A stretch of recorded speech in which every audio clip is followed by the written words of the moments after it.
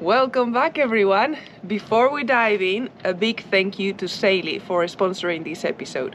We'll tell you more about that later, but for now, let's get to it.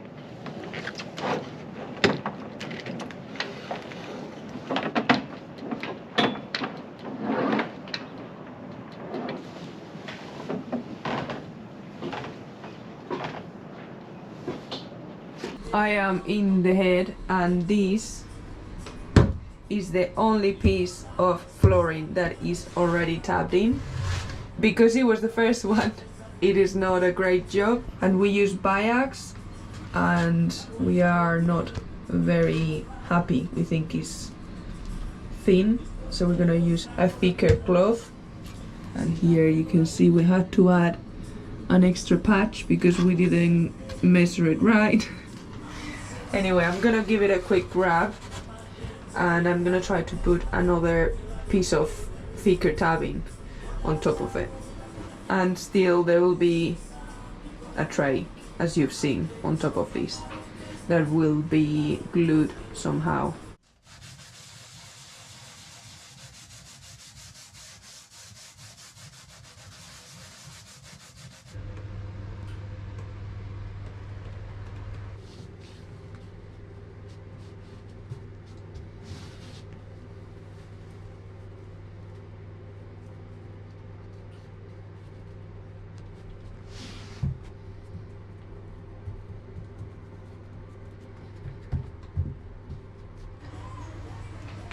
Done. As you know, just got back from England. This time it was to grab the gearbox. We often find it's actually a little bit easier to just go collect the item, mainly because of the low-cost flights. And this time it was different because it's the first time we've used an eSIM, and this is all thanks to Sailboat. With Sailboat, you get it straight from their app. Don't need to take your old SIM card out. It's available in loads of countries, like 180 odd countries. Plus, you can organize everything, the data plan you want, so for how many days you're going, how much internet you're going to need, and all of this can be organized before you leave. It's super easy. You just download the app, pick a plan you want, install the eSIM, and it really eliminates any search for a kiosk, a mobile phone shop, which makes life so much easier when you're in a destination you don't know. And as for us sailors, it's a game changer, because once we get Seabird done, we're going to be heading off, and as you can imagine, in small coastal towns, to find a local SIM card, it's going to be a logistical nightmare. And the other thing is, you don't actually know where borders are. So you could land up incurring really heavy roaming charges just because, you know, there is no line in the sea telling me what country I'm in. And here comes the good news. If you use the code Seabird, you get 15% off your plan. Just download the app, pop the code in at checkout, and you're ready to set sail. We've also included a link in the description, and that will apply the code automatically. So whether you're picking up a gearbox, backpacking on your gap year, sailing into the horizon, Sailboat keeps you connected without the stress. So take advantage, guys. So, do you want to check out the new gearbox?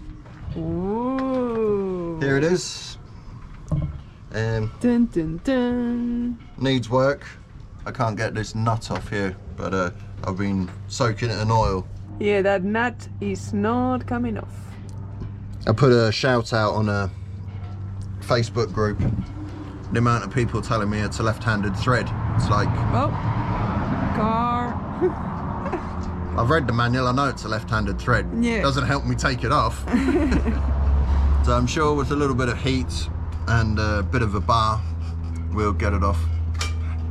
Reminds me of when I was like doing tree work when I was in Oz. We had to do up these blades to like 180 something or another, and we had this bar, so it landed up being 6 foot long just to get these blades tight enough. That's kind of fun.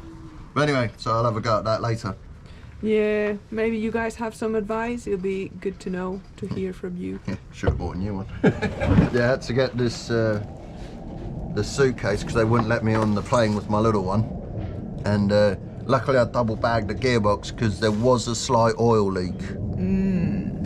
But it's okay, we made it home. How much you paid for that little bag? 10? Tenner. 10 quid. Yeah, it's already starting to, you know. Last week we were putting all these together and it's already looking pretty. Stuart worked on the shape a little bit. Yeah, just here where this thing's in the way. What's it called? I don't know, some tube. So I might have to get in here with the smaller sander or just get the tubes out of the way. Good job. Yeah. You also fiberglass down here. Yeah, it was a little bit horrible, so I just squared it off. This used to go in a little bit on an angle and now it's perfectly square. I wouldn't say perfectly square, it still goes that way a bit. I think it's really good. It's acceptable. And sealed as well, which is important. Just whack Especially a bit of because we have some leaks still. that. Yeah. What are we up to now? Well, I could wait till next week to get the wood cut on the big machine, or I could have a go at cutting it myself. We're kind of impatient. We want to get this done now that we see it's looking so good. Yeah, the sooner we get it all stuck in, because it takes like 2 days for resin to go off with the current temperatures, and the sooner we can laminate this thing and get the engine in. So we're just taking some measurements. Yeah, I'll have a tape measure here. 403 will be enough. Yeah, I think we've explained before that we're putting reinforcements Yeah, just like this. the original ones. Yeah, so that's at, so that is 11. But what I might do, instead of making it square at the back, have a look down there. Yep. So I will curve it Ooh. like an inverted arch. There's probably a name for that. No. A scoop. A scoop, yeah. So then I can drill loads of holes in here. Well, for the loads. valves. I don't like the word loads. Yeah. A few. Yeah, and a few times 2 is loads. And also we're reinforcing on the side triangular bits. We're making them higher as well. Yeah, no, it just needs to come flush with here. Yeah, we've got a beam there, a stringer, I think what they call a stringer. So we'll see what we can do there, and here we can just fill our boots, go all the way across. Yeah, probably make it even a support for a shelf there. The floor. Maybe.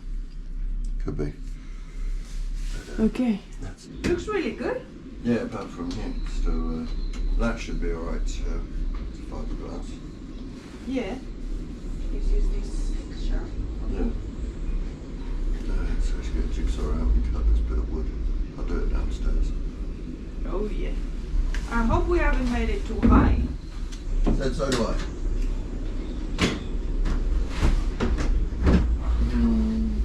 Where is the picture?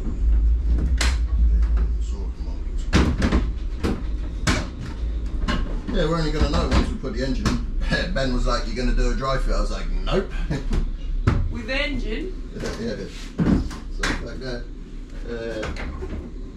Yeah, in all honesty, I think we have measured it enough. Oh yeah, I bought a new thing. What's the longest saw blade we have? So you're gonna have a go with this little saw. Yeah. That's either going to work or it's not.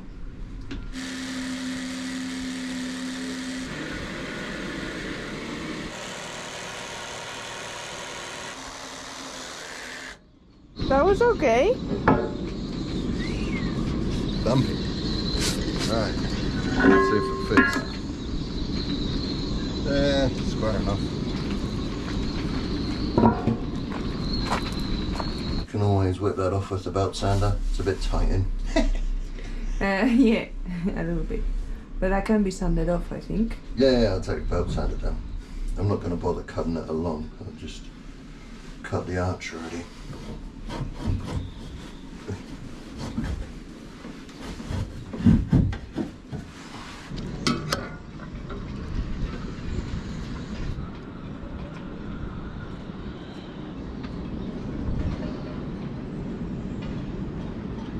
There? Yeah,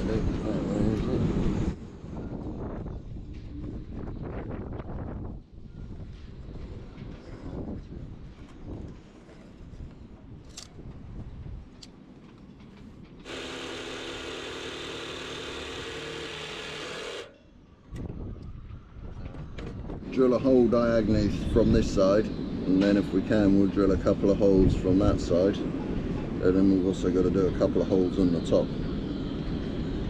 Luckily the drill bit's quite long. And then just sand it and stick it on.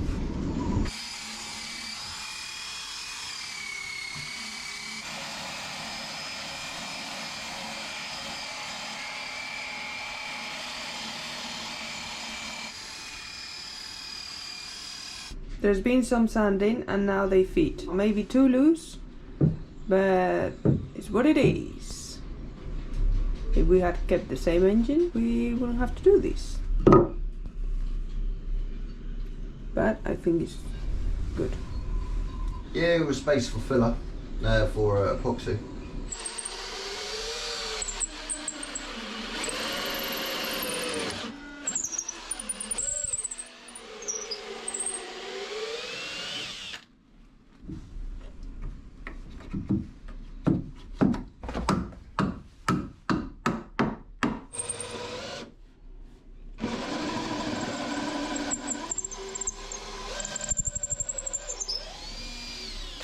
Whilst dry fitting these, Stuart put a piece of dowel that was too short in this hole, and then he realized that no, we can't take it out.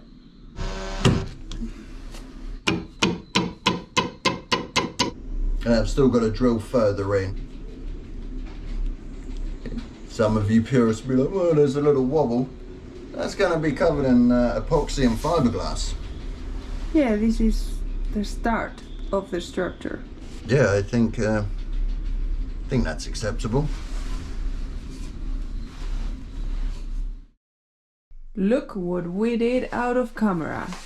2 more supports, epoxied in. Whoa, whoa, wee, wah.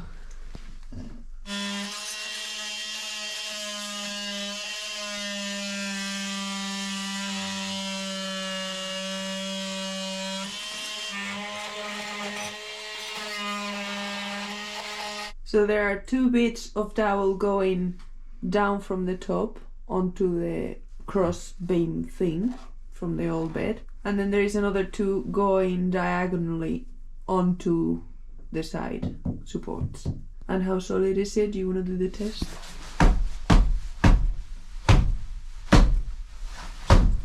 Okay, that's enough. That kick's got to be stronger than 56 horses. No, but remember people, this is not the final structure. It's gonna be fiberglass over with a very thick layer of fiberglass. This is only the substructure. Yeah. So don't doubt, please, our skills. Let us doubt ourselves. Yeah. So don't you worry about blank, let me worry about blank. Yeah. So today, before we build the triangular side supports and put them in place, we're gonna be doing a little experiment. We don't know how many layers of fiberglass we need to create the thickness we want.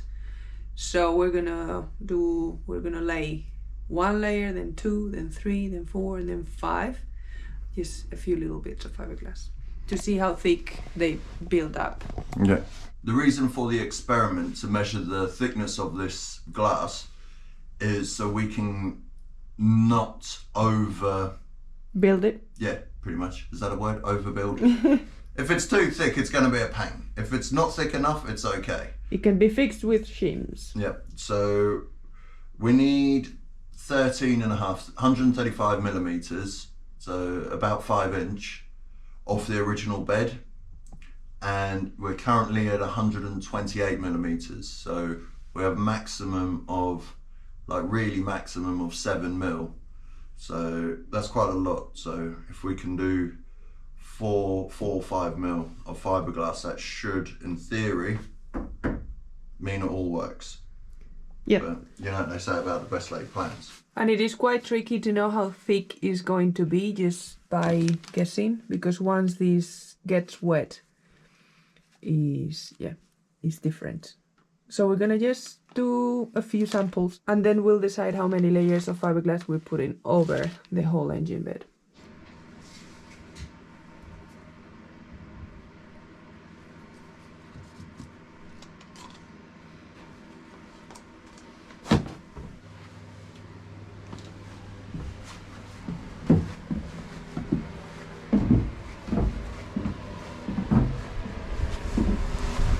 we'll put it in the heat.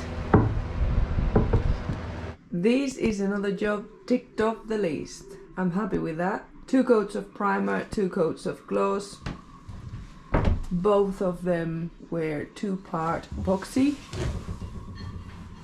Nice and smooth. So I just need to work on the trim that goes around the door.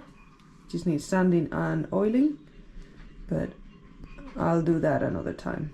So that's good to go. 5 coats so far on the countertop, which is looking very nice.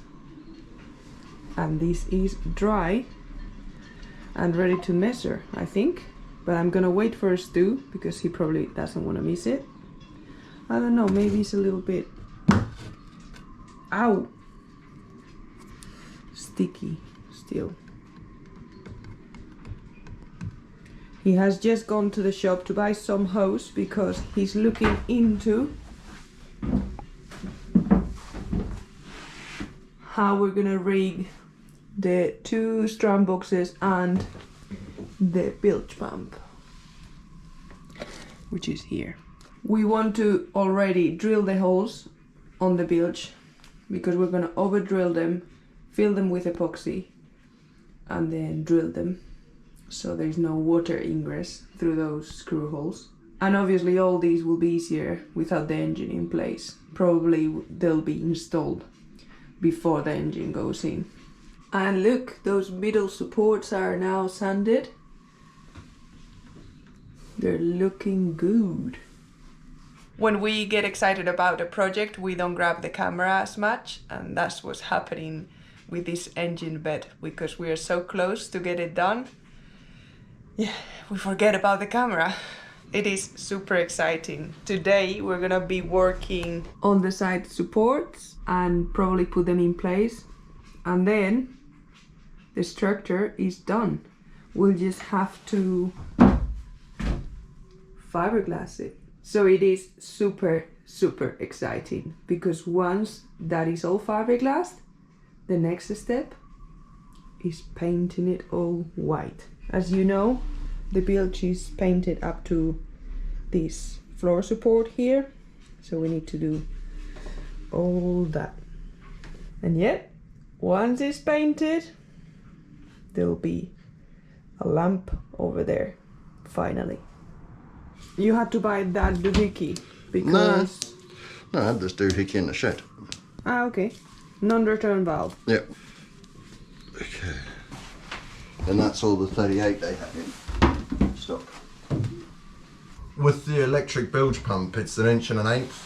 The outlet, which is 28.5mm.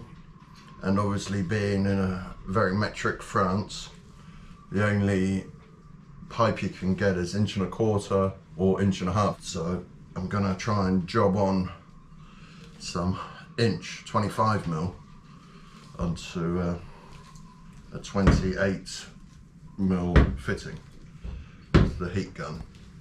And the reason why I'll do that and not go for 30 is because you'll get a tighter seal, and it's only 1 meter until it opens out to 1.5 inches. So yeah, I have a cunning plan. That is for the electric bilge pump. You don't need Jubilee clips in this day and age. They'll be fine. Yeah, you do. Don't say that. It's just a test run, right? Yeah. So yeah, I'm just going to see if 3 meters was a good guess of how much I need. Ah, you guessed it. No, well I measured it, but you know what my measuring's like. So that's the run. So there's a little pump. So as I say, it's a tight squeeze, but I'd rather it be a tight squeeze than a loose squeeze. That's not that tight, to be honest. Well, once I put a bit of heat on there, and that's as close in as I could get it. Well, I think your measurements were good. Better luck, really. So that's gonna pump all the water out.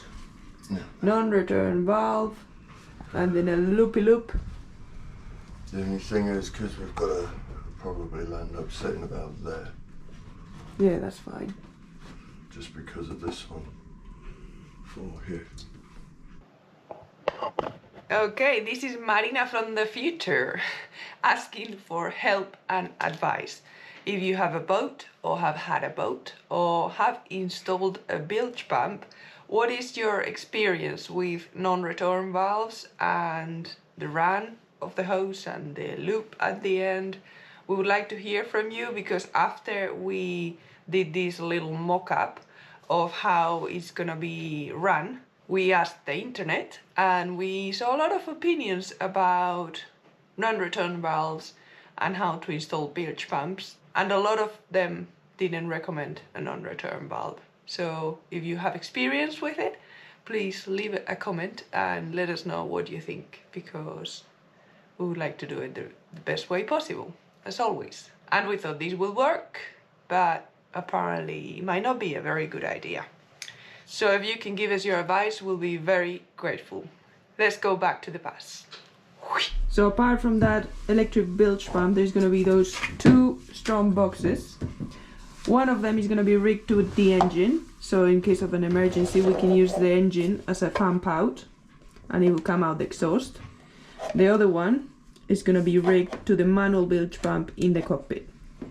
So they both need to fit in that space, like that. And the reason why I'm going for it in this orientation is because I can get to the electric pump through here, because the gearbox will be here. I should be able to, I'll bring it in as tight as possible. Yeah, apart from just scratching myself up on the engine, I think I can reach that. Why would you need to reach that? In case it breaks.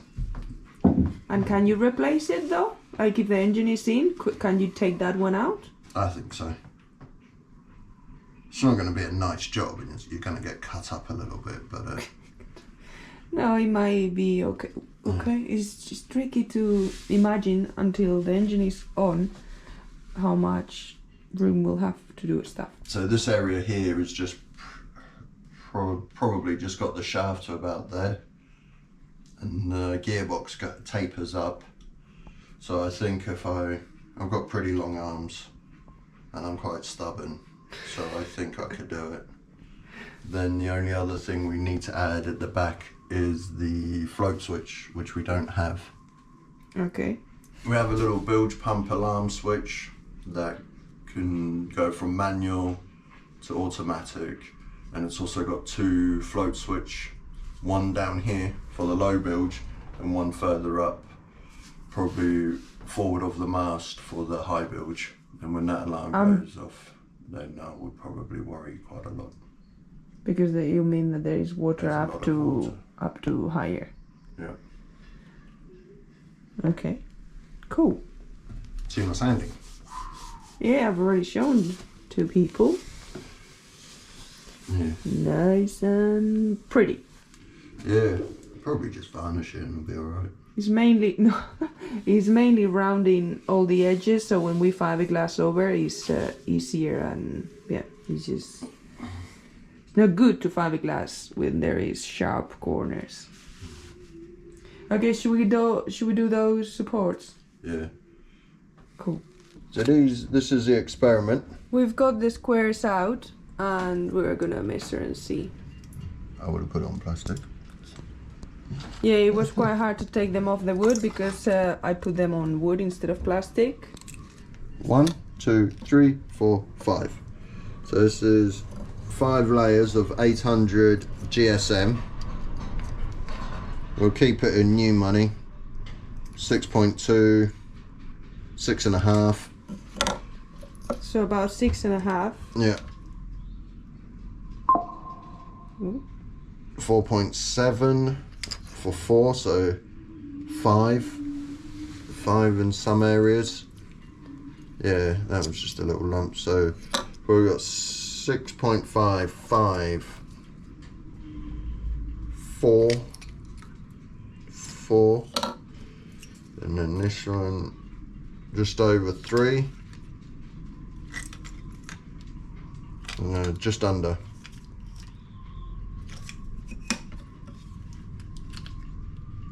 1.5.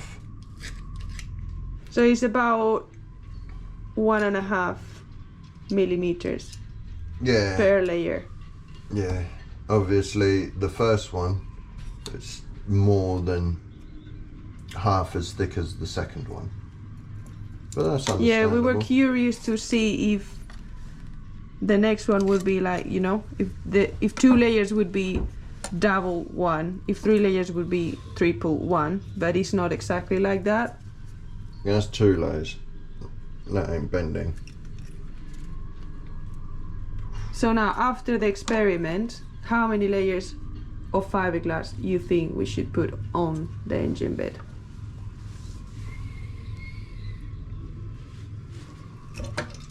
Don't know, it's 3 overkill. Maybe that will give us 13.1 minus. So we'll have 13 centimeters on 2 layers, 13.3 on. The previous, like the original engine bed, Oof. was thicker than this. Yeah, that was. It was probably almost double this. You think? That's how much they used. Yeah. It's pretty chunky. So should we do the same, or should we? The thing is that we can't do it as thick as it was originally because we've got a margin, right, to make the engine bed. It would be too high if we put too much. Yeah, we've got 7 mil. And I really don't think it needs to be that thick. It's pretty chunky. Yeah, I don't. So what do you think, 3? I think 3 at the top, 4 on the sides. Because once bolted on, but the engine's not going to go anywhere. And most of the force will be from side to side with the torque. I don't think it's going to rip the engine mounts out. Or front and back, but not up and down. Yeah, exactly. Is that what you mean? Yeah. So I think it's be. And up and down it's got, well, and side to side it's got the rubbers on the mounts. Yeah. Yeah, I don't know. 2. I think go 3, 4, yeah. Go 3 and then just finish the sides off with another layer. Cool. And Stuart's already got the supports. One over there.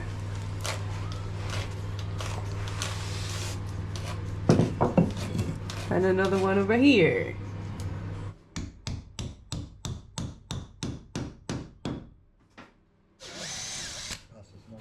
If I was a smart person, I would have put these dowels somewhere else because they're right in the way.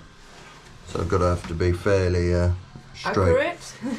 Yeah, but you know, you live and learn. Because you put in one going... That way. Yeah.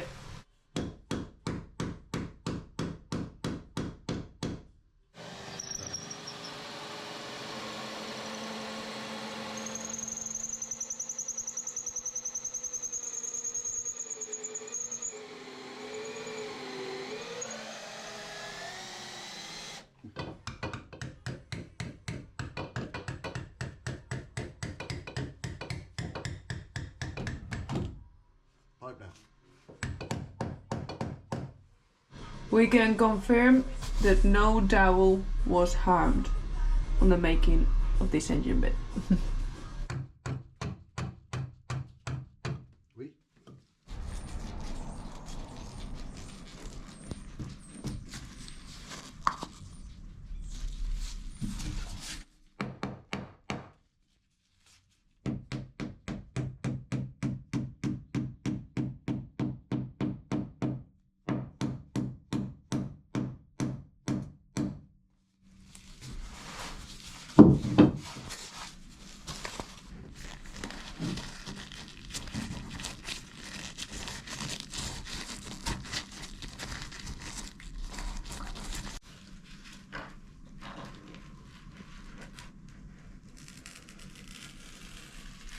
Stuart just unplugged the boat, so the light went off.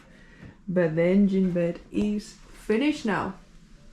And the 6th coat of varnish is on.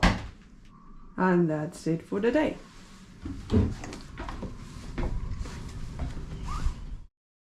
What a week, guys. Yeah, great week. We built some stuff, which is always good. Yeah, you know what you feel? I can't wait until this is done. Well, that has happened. The engine bed is now built, and the next step will be fiberglass in it. That's it. So we can't wait for that now. Yeah, the more you do, the more you want to do. So it's like a knock-on effect. So Yes. we're pretty excited for the next stage. Hopefully, next week we've got some good fiberglassing weather, and we'll take it from there. Cross fingers for us. That's it. Knock on wood. Yeah. Thank you all for your support. This project and this restoration wouldn't be the same. Actually, probably wouldn't be possible without you. So thank you very much. Thank you also to this week's sponsor, Sailboat. And remember, if you're going abroad and you need a data plan, take advantage of our code. Get 15% off. It's worth it. It really is. And thank you, as always, to all our patrons, because you're always there for us, and we couldn't be more grateful. Thank you. And hopefully one day you'll see us on the high seas. Yeah, and we can take you on board. That'll be cool. Yeah. Maybe not all at once. Yeah, that's it. Okay, have a good week. See you. Bye-bye. Bye. Adios. Ciao.